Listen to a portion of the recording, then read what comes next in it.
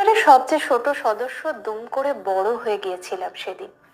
ছোটবেলা থেকে আদরে আহ্লাদে বড় হওয়া এই আমার উপর দায়িত্ব বলল সবাইকে খুশি রাখার।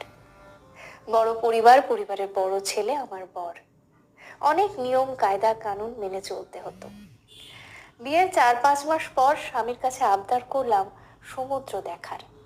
সারা জীবন মা বলে এসেছে বিয়ে হলে ইচ্ছে মতো ঘুরতে পারবো স্বামীর সাথে। তো ওনাকে বলতেই উনি বললেন, এত লোকের মাঝে শুধু দুজনে কিভাবে যাব, কেমন দেখায়।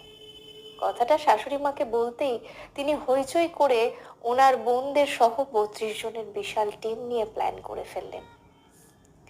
এত লোক একসাথে গেলে একটু তো অ্যাডজাস্ট করতে হবেই বলে হোটেলের রুম শেয়ার করলাম ননদদের সাথে।